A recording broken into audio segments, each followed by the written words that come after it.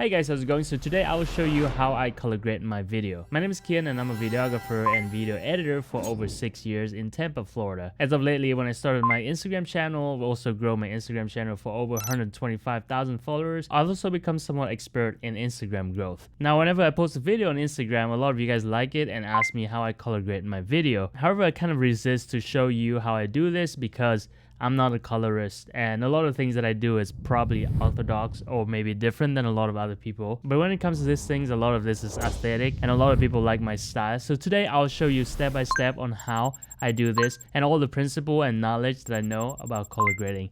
Let's dive right in. The software we use today is Final Cut Pro and Color Finale.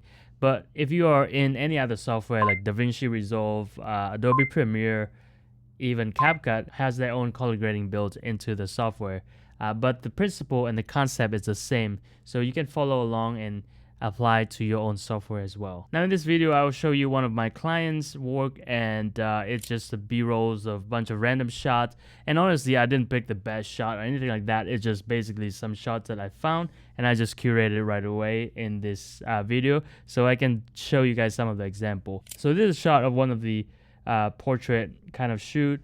There's a person getting ready, workout, more workout, and then there's like a group cheering for the sales team. So it's just an example footage again. So I'm just going to show you step by step on how I do this, and you can follow along. Hopefully this will bring a lot of value to you, and you can feel free to steal my strategy when it comes to color grading. So I shot all of this on S-Log, which is a log profile. If you shoot with your phone, sometimes you don't have to go through this process, but most of the camera like Canon, Sony, Nikon, or any other brands, they have like a log system, which means the footage comes out a little bit desaturated, but it's also give you in a different color space where you can push the color a little bit better. Now, even with Apple, with the iPhone nowadays, you have the Apple Log too, with the iPhone 15, iPhone 15 Pro, Pro Max. My first step before I color grade anything is I have to transform the log footage into Rec 709. Rec 709 is just a color space that everyone use.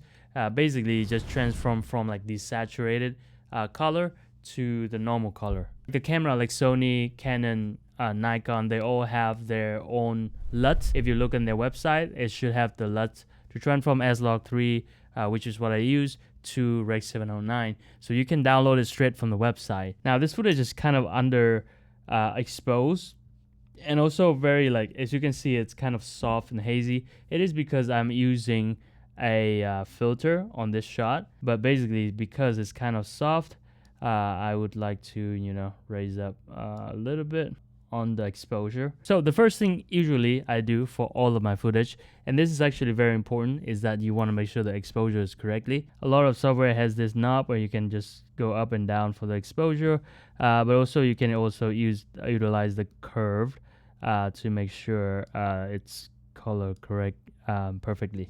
Now after I expose it perfectly, obviously, and then I change my white balance to make sure it's not too cool or too warm, but it look pretty natural.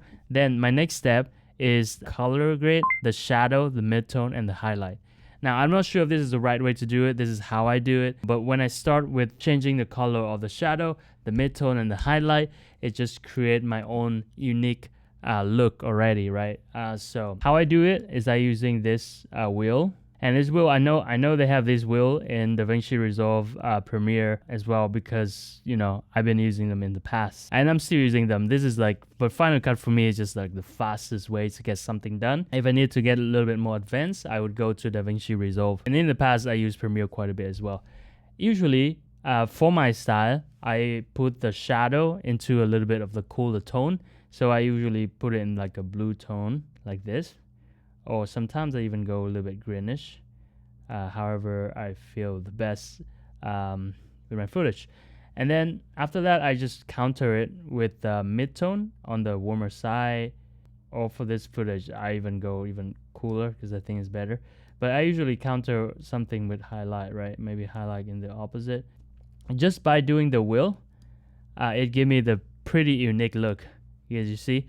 So this is probably the key secret if you guys want to get to color grading and want to make your colors stand out in a certain way, then definitely do this, changing the shadow, midtone, highlight, because look, just by changing it, it have a unique look. Now, this is just the first step of color grading. However, there's one principle you need to understand to make your footage a little bit more professional than like an amateur color grader, right?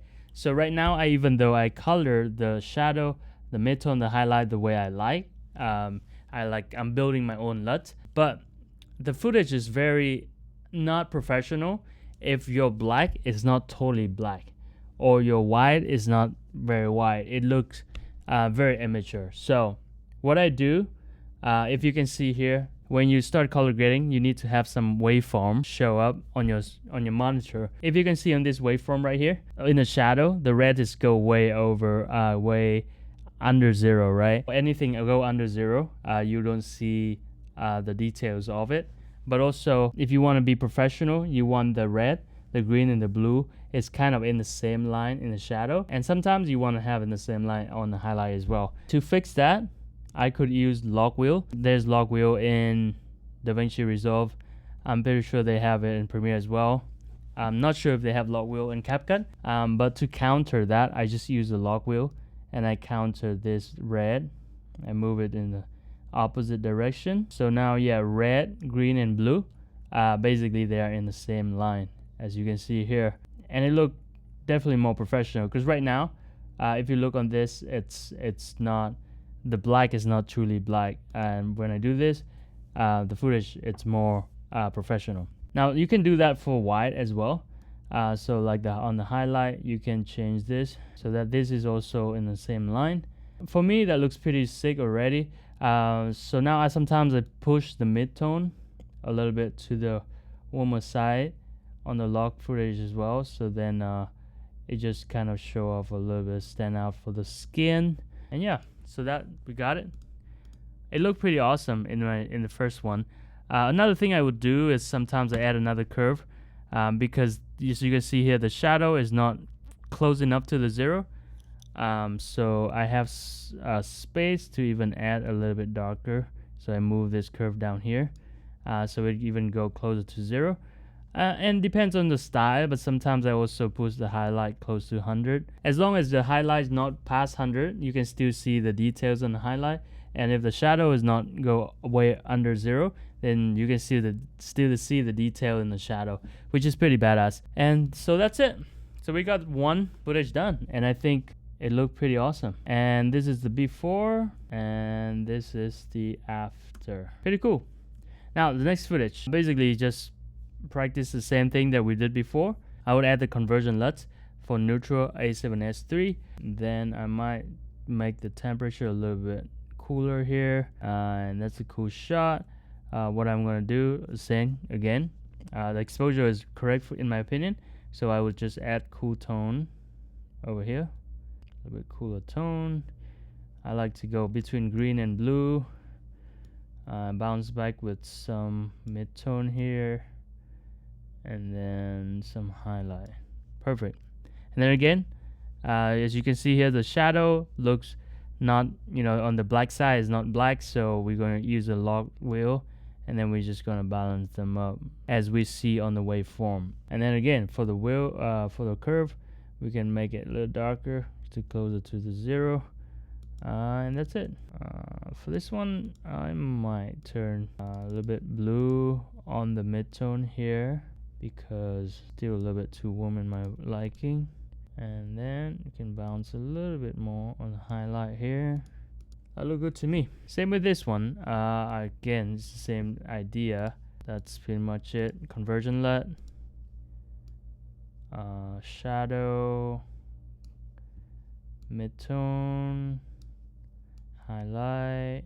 And a lot of time you can test it out, because you basically what you're doing is creating your own LUT. When people are selling you all these LUTs, all they do is that this shadow, midtone, highlight. That's basically what they do a lot of time to mix it up. And if you want to make it professional, you would want to have a log wheel to balance it out on the shadow, so the black is truly black. A lot of time when it comes to color grading, it's a lot of testing and feeling to see how far you can push the color, or to experiment what you like. Sometimes what I do is go into the color 6 vectors, and I even change a little more, right? So for example, this one, I think the green is too much, so I would maybe move the green to the cooler side, the blue to the warmer side. Yeah, a lot of it is like experiment, right? Yeah, you just do it until you like what you have.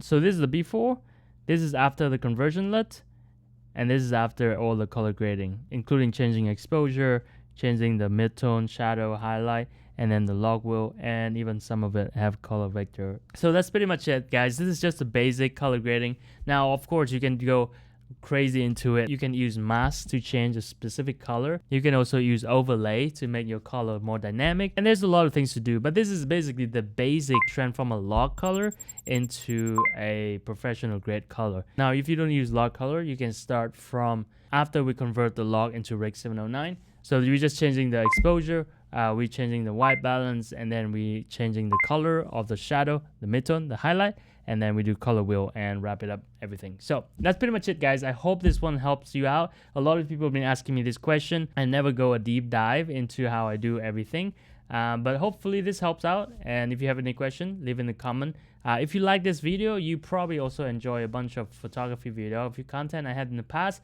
And also if you're into Instagram growth, we basically just grow our Instagram page from 0 to over 125,000 followers in literally 6 months. So you might be enjoying some of our other content right here as well.